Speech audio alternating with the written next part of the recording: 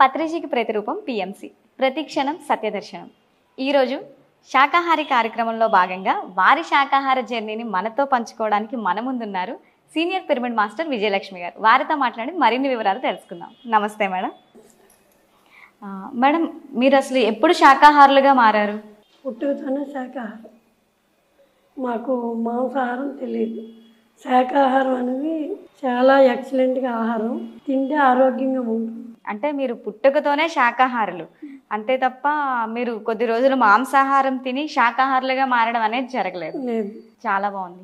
అయితే మీరు ఈ శాకాహారులుగా ఉంటున్న క్రమంలోనే మీకు ధ్యానం అనేది పరిచయం అయిందా? అంతే. ఎలా పరిచయం అయింది అసలు ఈ ధ్యానం మీకు? అంటే 3 గంటల సేపు బ్రహ్మముహూర్తం వేసి పూజ చేస్తాం. చేసినప్పుడు మా బాలాజీ ఉన్నాడు. పిన్ని ఇంకా ఎందుకు అలాగా అన్నీ అలిసిపోయి చదవడం, యోగాకి రండి అన్నాడు. ఎందుకు అలాగ అనిపించుకోవడం అని యోగాకి వచ్చాను. యోగాకి వచ్చిన తర్వాత ధ్యానం నేర్చుకోండి అని చెప్పాడు. పూజ వదిలేసి ధ్యానంకి ఎలాగ వస్తాను అని మనసు బాధపడ్డది. ఏ దేవుడికి వదిలేదని కాదు. నేను పావు తక్కువ 3 వయసులు దీపం పెట్టి కోవిలికి వెళ్ళిపోవాలి. అలాంటిది ధ్యానం చేస్తే మంచిదని తెలిసింది. ధ్యానంలో కూర్చున్నాను. 41 రోజు ప్రయత్నం చేశాను. కానీ నా శరీరం సహకరించలేదు. తట్టలుగా నాకు ఆలోచనలు వచ్చేవి. అయితే ఈరోజు సబ్జెక్ట్ చెప్పకపోతే రేపైనా అడుగుతారు కదా, రేపైనా చదవాలి కదా, మానేయకూడదని పట్టుదల మీద కూర్చున్నాను. అలాగా 1 మంత్ అయింది. బాగా చేశాను. అలాగలా రోజు అదే క్రమశిక్షణ మీద ఒకటే టైం మీద కూర్చుంటున్నాను ధ్యానంకి. ఆలోచనలు వచ్చినా, ఆవలింతలు వచ్చినా, ఒళ్ళు సలుపు వచ్చినా ధ్యానం మానలేదు. ఎంత పనిని ఒకటే టైము ధ్యానం. అలాగా 1 year 2 year అయింది. ఇంకా చేస్తూనే ఉన్నాను. ఎప్పుడు వస్తే అప్పుడు దాన్ని కళ్ళు మూసుకొని కూర్చుని కొంతమంది గురువులు ఇంటికి రావడం, హైదరాబాద్ కడతాలు వెళ్ళడం ఎంతకీ కుదరలేకపోతే రాజ్యలక్ష్మి గారు, రాఘు గారు ఉన్నారు. అక్కడ కుదిరింది నాకు. ఒక 3 months వెళ్ళాను. కుదిరిన తర్వాత ఇక్కడ నెల గురువులు వస్తున్నారు. కృష్ణవేణి మేడము, వంశీ గారు, గౌతమ్ గారు, చాలామంది గురువులు వచ్చేవారు. వాళ్ళు వస్తే నాకు పెద్ద పండుగ, ఆనందం. క్లాస్ వినాలి, మారాలి, ఇంకొకరికి చెప్పాలని తపన. కానీ వస్తువుల మీద, ఇంకా ఆస్తుల మీద, బంధాల మీద చాలా విడిచిపెట్టేశాను. టీవీ చూడకపోతే ఉండలేను, ఫోన్ మాట్లాడకపోతే ఉండలేను. వాళ్ళతో ఫోన్ మాట్లాడడం, గొడవలు పడడం, ధ్యానం కుదరకపోవడం. మనకి ఇవన్నీ అవసరమా? తెలుసుకొని అవసరం ఏంటి వస్తుంది. పరమాత్ముడి దగ్గరికి వెళ్తే ధ్యానం బాగుంటుంది. చేస్తూనే ఉన్నాను. ఆలోచనలు అయితే తగ్గిపోయింది. నేను కోరిక మీద అయితే కూర్చోవట్లేదు. కూర్చుంటున్నాను. పరమాత్ముడు కావాలి, పరమాత్ములో ఐక్యంగా చేరాలని. అంటే మీకు మొదట్లో ధ్యానం కుదరకపోయినా తర్వాత అనేది ధ్యానం చాలా అద్భుతంగా కుదిరింది. ఎక్సలెంట్ కుదిరింది. అది కూడా చాలా తొందరగానే కుదిరింది. నాకు ఇంట్లో చికెన్ తెచ్చిన మా వారు తెచ్చారు. ఒకసారి నా దగ్గర పడుకోవద్దు, రావద్దు, అది పారిస్తే వస్తాను అన్నారు. ప్యాకెట్ కూడా ఆడేవారు. చాలా వేలు లక్షల మీద దిగేసేవారు. నాకు పిల్లలు వద్దు, మీరు వద్దు అనేసి విడిచిపెట్టేస్తానని చెప్పాను. ఆ 2 మా ఇంట్లో లేవు ఈ రోజుకి. ప్రతిరోజు ఆనందంగా ఉంది.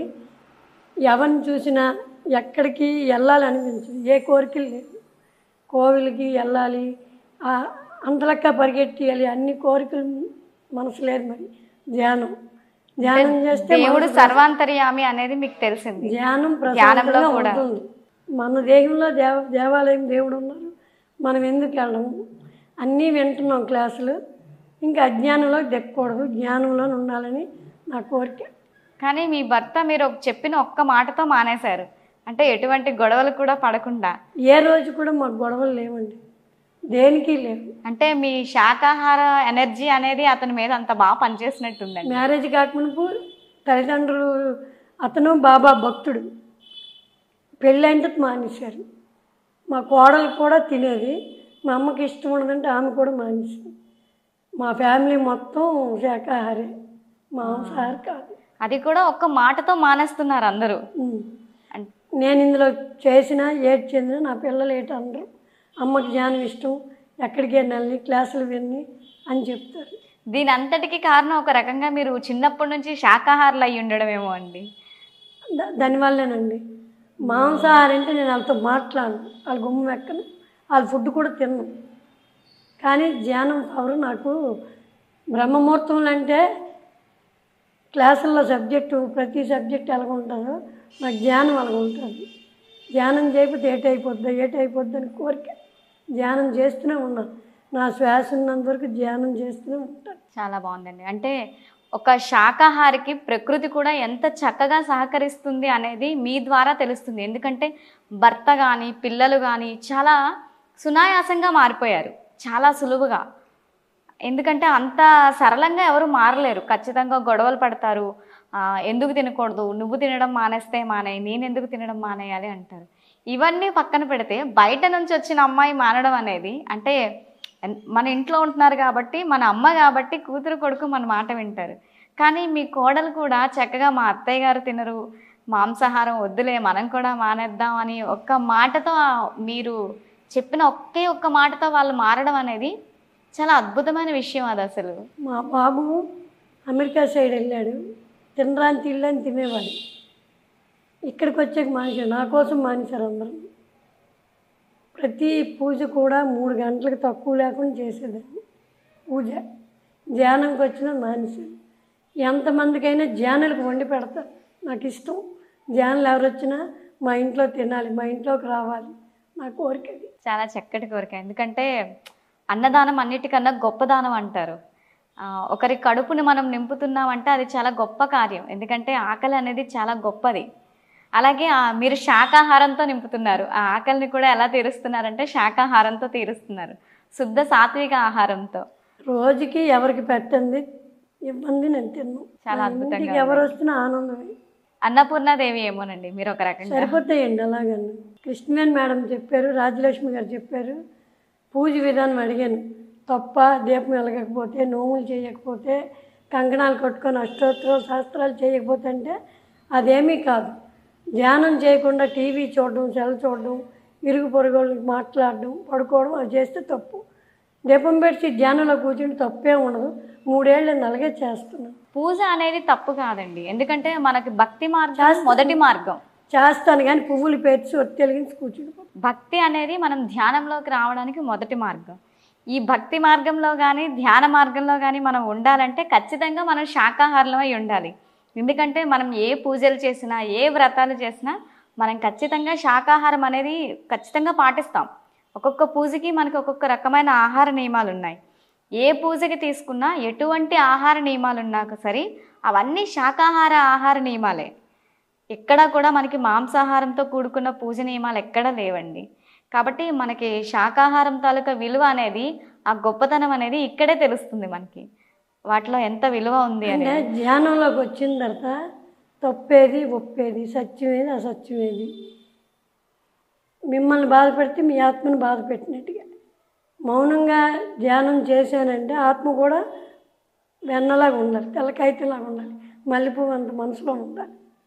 నాకు రాఘవ గారు, రాజ్యలక్ష్మి గారు నేర్పిన ఈ ధ్యానమేనండి. ఆయన మా ఇంట్లో అడుగు పెట్టారు. అమ్మ నువ్వు కోరిక మీద చేస్తున్నావు విజయలక్ష్మి అన్నారు. అసలు నేను కోరిక మీదే కూర్చోలేదు. ఈ రోజుకి కూడా మా మనవడికి 8 లక్షలు ఖర్చు, చంటి పిల్లడికి మేడ మీదకి వచ్చి. ఎవరికి అడిగినా నీ పవర్ కన్నా ఇంకెవరిది కాదు, నీ ఒళ్ళో వేసుకొని ధ్యానం చెయ్యి తగ్గుతుంది. మళ్ళీ మొన్న కూడా చాలా ఇదైపోయింది.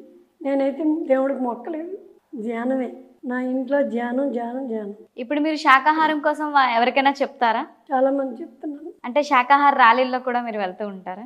అంటే ఒక్కొక్కసారి పై ఊర్లో అయితే మనవడితో వెళ్ళలేకపోతున్నాను, ఈ చుట్టుపక్కల ఊర్లోనే ఏదైనా చేయగలుగుతున్నాను. నాకు చాలా ఇష్టం శాకాహారం అన్నా, ధ్యానం అన్నా, పత్రిజీ గారి క్లాసులన్నా, ఏ గురువు వచ్చినా నాకు చుట్టం కన్నా ఎక్కువ చూసుకుంటాను. మీరు శాకాహారులుగా మారండి అని ఎలా చెప్తారు, ఏ విధంగా చెప్తారు వేరే వాళ్ళకి చెప్పండి? అంటే మాంసాహారం తినకూడదు. ఒక జంతువు ప్రాణం తీస్తే దాని కర్మ మన కర్మ కలిపి ప్లస్ అవుతుంది, తినకూడదు.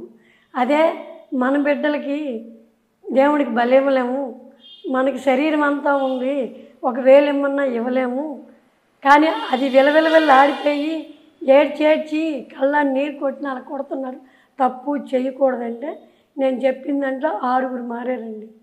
6. అద్భుతం అండి. అంటే మన మాట విని ఒక్కరు మారినా చాలది, అది విశ్వ మా కళ్యాణానికి ఎంత అమ్మగారు మా తోడ్పడుతుంది. అమ్మ అన్నదమ్ములు చాలా తెలివిగల మనుషులు. నువ్వు ముసలి దాని మీద ముడక దాని మీద ధ్యానంకి దూరిపోయి ఉన్నారు. వాళ్ళు ఎవరి మీద ఒకరి మీద చెప్తారు, నాకు చెప్పకండి, నాకు అవసరం లేదు, నా ధ్యానం పోతుంది, నేను చెప్పినట్టుగా వింటే ఫోన్ చేసి అయితే ధ్యానం చేయండి అంటే ఒక ముగ్గురు మారారండి. రోజు ఇప్పటికి ధ్యానం చేస్తూనే ఉన్నారు. వాళ్ళు కూడా శాకాహారులేనండి? అందరూ శాఖాహారులు. అందరూ శాకాహారులే. బాగుందండి.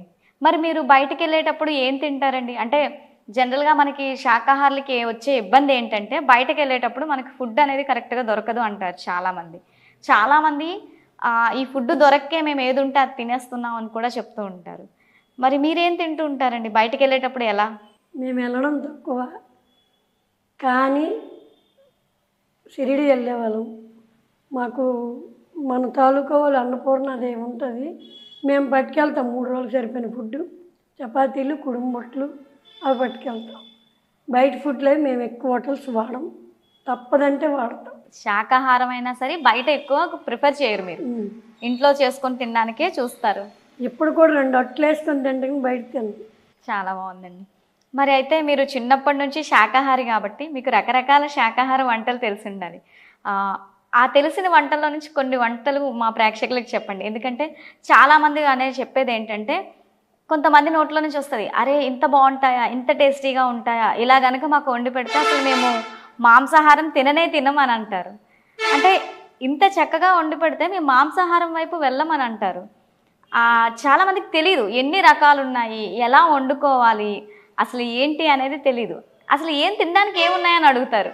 ఫస్ట్ శాకాహారంలో అనగానే ఏం తిని బతుకుతారు మీరు అని అడుగుతూ ఉంటారు. సో అలా అడిగే వాళ్ళందరికీ మీరు కొన్ని వంటలు చెప్పండి, ఎన్ని రకాలు ఉన్నాయి?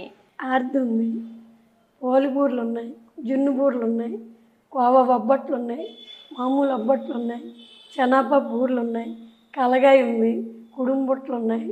అంటే కూరలండి, కూరల్లోని మేము ఎక్కువ బలం ఉంటుందని డైలీ నువ్వుల కూరలు చేసుకుంటాం. ఆయిల్ ఎక్కువ వాడకూడదండి. నువ్వుల కూరలు ఉడకబెట్టడం, ముద్దేసి చిన్న నిమ్మకాయ పిండియడం, పుల్లకూరలు, పప్పు. అంటే మాకు ఈ పప్పు, తోటకూర, ఈ కూరలే మాకు మాంసాహారం అంటే తెలీదు, ఈ కూరలే బలం. అంటే లాస్ట్లో కూర అయిపోయిన తర్వాత అదే నువ్వుల పౌడర్ అనేది మీరు జల్లుతూ ఉంటారు. ఉడకబెట్టేసి నువ్వుల గుండ, కొబ్బరి, ఉల్లి, అల్లము, వెల్లుల్లి, పచ్చిమిరపకాయ ముద్ద పెట్టేస్తాం అన్నమాట. మరి అప్పుడప్పుడు బిర్యానీలు కూడా చేస్తూ ఉంటారు? చేయమండి, బిర్యానీలు చేయం. మా పిల్లలు వస్తేనే చేసుకుంటారు, మాకు తినాలని కోరిక కూడా ఉండదండి. మీరు శాకాహారంలో ఇంకా శుద్ధ శాకాహారులుగా ఉన్నారు. పులిహార, పెరుగు. మా కోడలు ఎక్కడ భోజనంకి వెళ్దాం, తన కోసం మేము చేస్తాం. ఫ్రైడ్ రైసు, పులిహార, దద్దోజనం అలా చేస్తాం. అంటే వెజిటేరియన్లో కూడా ఉన్నాయి ఫ్రైడ్ రైస్లని, పులిహోర అని. అంటే కూరగాయలతోని ఫ్రైడ్ రైస్ చేయడం. నేను చేసిన దానికి వ్యతిరేకం ఉండదండి, లేని కోరికలు మా ఇంట్లో కోరరండి. నన్ను ధ్యానంగా మార్చేది మా పిల్లలు, మా భర్తే. మీరు శాకాహారిగా ఉండడం వల్లే వాళ్ళు మీ అందరికీ ఎంత చక్కగా, మీకు వాళ్ళందరూ కూడా అంత చక్కగా తోడ్పడడానికి కారణం మీరు బార్నే శాకాహారి, అంటే బై బర్తే మీరు శాకాహారిగా ఉండడం వల్ల. చూసారా శాకాహారిగా ఉంటే ఎన్ని అద్భుతాలు జరుగుతాయో. మా ఇంట్లో జరిగిన అద్భుతాలు ఎక్కడ జరగలేదు, ధ్యానం వల్ల జరిగాయండి. బాబు పెద్ద ప్రొఫెసర్ అయ్యాడు, ఆయన ఏదనుకుంటే అది జరుగుతుంది. కోడలకైతే ఏ ఊరో వెళ్ళిపోవాలి డాక్టర్ జాబ్కి అన్నారు, అన్ని ఊర్లు అయిపోయాయి. ఉదయం 9:30కి ఇంటర్వ్యూ, సాయంత్రం 4 గంటలకు ఒక్క సాలూరే మిగిలిపోయింది. మా ఊర్లోనే వచ్చింది జాబ్ అమ్మాయికి. ఎంత అద్భుతం. అంటే ఇదంతా కూడా శాకాహారి, అంటే మనం ఎప్పుడైతే సాత్వికంగా మారిపోతామో దాని తాలూకా ఎనర్జీ అనేది మనకి ఎంతలా పనిచేస్తుంది అనే దానికి ఇది చక్కటి నిదర్శన. అసలు నేనైతే ధ్యానం కోరిక కోరట్లేదు. రాజ్యలక్ష్మి గారు అన్నారు, కోరికలైతే మెల్లి మనసులో కోరుకుంటారు, పాటలు శ్లోకాలు అయితే 5 ఏళ్ళు గినిమింజడికి కోరుతారు. కారణం ఏంటి అడిగారు. కోరికలు కోరడానికి నీలోనే దేవుడు ఉన్నారు కదా, విగ్రహాలకి ఎందుకు కోరడం అని అడిగారు. ఆ రోజు నుంచి మానేసింది. నాకు అడగకుండా అన్నీ ఇస్తున్నాడు పరమాత్ముడు, నేను ఎందుకు అడగాలి, నాకేటి అక్కర్లేదు. నాకైతే ఏ వస్తువు మీద కోరిక లేదు, దేని మీద వ్యామోహం లేదు. గురువులు సాంగత్యం, గురువులను చూసి ఇంట్లోకి వచ్చిన ఆనందం, ధ్యానం. ఇంకా ఎదగాలి, ఇంకా మారాలని నా కోరిక. చివరిగా మీరు ఎవరైతే మాంసాహారులుగా ఉన్నారో వాళ్ళు శాకాహారులుగా మారడానికి ఏం చెప్తారు? ధ్యానం చేయండి. ఆ శాకాహారం మానేసి చక్కగా తోటకూర, కందిపప్పు కూరలు తినండి. వాళ్ళతో స్నేహం చేయకండి. 41 రోజు ఉండండి చేయకుండా, మీరు మారిపోతారు. కానీ మన పిల్లలకి జ్వరం వస్తేనే మనం బాధపడుతున్నాము. అలాంటిది ఆ జంతువుల తాలూకా చంపేసి తింటున్నాం, అదంతా బాధ అని చెప్తానమాట. చాలా చక్కగా ఎక్స్ప్లెయిన్ చేశారండి. మీ జర్నీ అనేది ఎంత సులభంగా ఉందా అనేది చాలా బాగుంది. మాకు కూడా చాలా ఆనందంగా ఉంది. అంటే ఈరోజు 3 సంవత్సరాలైంది. నేను ఏ తీర్థయాత్రలు ఎక్కడికి ఇంట్లోనే ఉంటాను. తప్పదంటే వెళ్తాను. మా వైజాగ్ ఎంఈపీకి వెళ్తానా, నేను ఇంట్లో ఉంటాను, మీరు వెళ్ళండి బయటకు అని చెప్తాను. నా కోరిక లేదు, వ్యామోహం లేదు, ఏటీ లేదు. ప్యాకెట్ చాలా పిచ్చండి, ప్యాకెట్. కానీ నేను నాకు అన్నీ వచ్చు, నేను అన్నీ మానేశాను. ధ్యానమే నాకు కావాలి. ఈ భిక్షమయ్య గురూజీ, సూర్యకుమార్ మాతాజీ, పత్రిజీ గారు, స్వర్ణమాల మాతాజీ, ఈ పరిమళ వీళ్ళందరినీ చూసి, గౌతమ్ గారిని, వంశీ గారిని, కృష్ణవేణి మేడం గారిని, వీళ్ళందరినీ చూసి వాళ్ళ పరకవాటైనా మనం చెప్పాలి, మారాలి అన్న కోరిక. నేను మారుతున్నాను, నేను చెప్తున్నాను. నాకు ధ్యానము, గురువులంటే చాలా ఇష్టం. అయితే ఇదంతా మా బాలాజీ నైపుణ్యం వల్ల మేము వచ్చాం. మేము 40 మంది మన ఫ్యామిలీ, ఊర్లోనే అందరం ఉన్నాం. కానీ అందరికీ చెప్పాడు. కానీ నాకు మరి ఆడితో బంధం ఏటో, గత జన్మలో ఏదై పుట్టానో ఏటో, ఆడు చెప్పింది ప్రతి కూడా వేదవాక్కు, నాకు వేదవాక్కు. చాలా బాగుందండి. ఎంత చక్కటి జర్నీని మాకు, మా ప్రేక్షకులకి చెప్పినందుకు, మాతో మీ శాకాహార అనుభవాలను పంచుకున్నందుకు థ్యాంక్ యూ సో మచ్ అండి. చూసారు కదండి, ఒక శాకాహారికి ఉండే శక్తి ఎంత గొప్పగా ఉంటుందని. చిన్నప్పటి నుంచి ఆవిడ శాకాహారి, అందువల్లనేమో చుట్టూ ఉన్న వాళ్ళందరూ ఆవిడని గౌరవిస్తున్నారు. ఆవిడ వద్దు అంటే మానేస్తున్నారు, ఆవిడకి ఇష్టం ఉండదేమోనని వాళ్ళే ముందుగా అర్థం చేసుకొని వాళ్ళే మానేసుకుంటున్నారండి. ఇంత గొప్ప శాకాహారాన్ని మనం కూడా అలవర్చుకుందామండి. శాకాహారమే సస్యాహారం అండి, మన ఆహారమే శాకాహారం అండి, మానవుని ఆహారం కూడా శాకాహారమేనండి. ఇది ఇవాల్టి శాకాహారం అండి. మరొక శాకాహారంలో మళ్ళీ కలుసుకుందాం. అంతవరకు చూస్తూనే ఉండండి PMC. నమస్తే.